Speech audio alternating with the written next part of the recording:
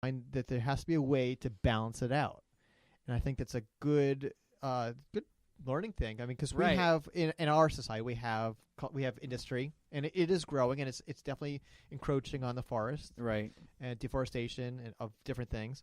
But you need it. You need to have industry, so it has to be some kind of common balance, right? And that movie it talks about it pretty well, right? Like where you would use like renewable resources, right? Like, well, they don't talk about that in the story, but they like ultimately the people in the village.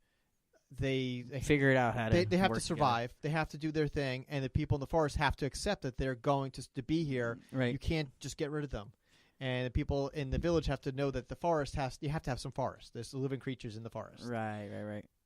That's cool. If you haven't seen it, anybody out there, go check it out. It's a great movie to begin with, even if you don't want to lesson at the end of it. You should still see it. Yeah, what I was going to talk about, because you guys never even asked me, so I'll guess I'll. All right, so next part of the podcast, we're going to moving on. Wait, I'm going to. You guys didn't ask me, Rico, how it impacted me or Rico, anything like what's that. Your Why did you favorite? ask me? Thank you, because I've been. What's your favorite? He's been sitting on his secret. Yes. Well, my favorite.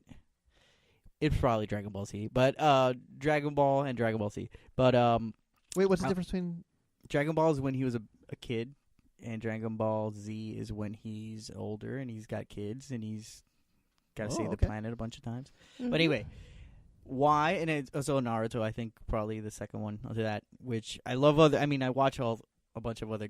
Claymore was really great. I was going to throw a couple names out there. Claymore's a really good one, too. But anyway, how did it impact the way I see things or anything like that? I think they all do. I mean, it sounds cheesy and everything, but for me, like whenever I've had like to do something really that takes a lot of effort, I would think like, man, like I remember watching Dragon Balls and like Goku would never give up. You know what I mean? Like he would be like beaten down. Yeah. Like everything was on the cards, but nothing mattered more than like saving his friends and taking care of the things he needed to take care of. Like when he was training, I remember this is really dumb, but I'd be running and I'd be like almost dying. You know how much we run? Like where we do like those long runs where everything hurts. Like you already sweat your last drop of water. You want to die and just you want to die, and you just like. And I was like, what would Goku do?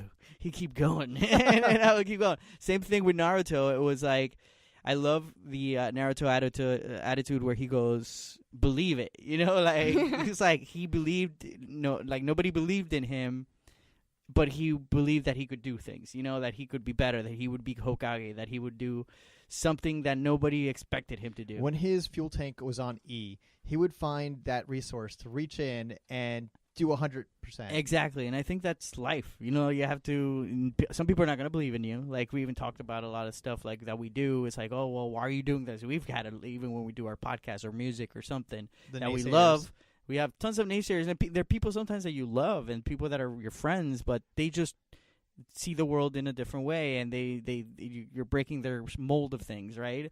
So they're like, no, they put you down, and it could be something like your best friend or whatever. People say people wouldn't do that, but it's just their perception of things, right? Right. And you have to have that attitude of, I believe in myself. I believe I can do this. I don't care who says what or when or what, and I'm gonna do it. And I think that Naruto and Goku always had that. Like, I don't care how strong you are, Cell. I don't care how strong you are, Freezer. I'm gonna protect my family. I'm gonna protect my friends. I'm gonna save the world, and and my friends are gonna help me do it. You know. Yep. So be like Goku. Be like Naruto.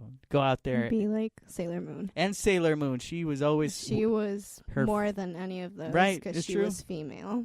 Because she also was scared. That's what I liked about Sailor Moon. Like Naruto wasn't scared. Goku was Sailor Moon was scared, but she would go out there and do what needed to be done. She gave it all for her friends. There you go. So. See, that's what I perfect. wanted to hear. I want to end the podcast here because I don't think we can top that. I want everyone to go check out the song. It's called Daisy by the Coven, and go check them out online. And if you are in the South Florida area, go see them live. And we'll see you at the show because we're all going to go. You're going to come, Connie? Of course. All right. Buy me a drink. Peace. We'll do. Yeah, never.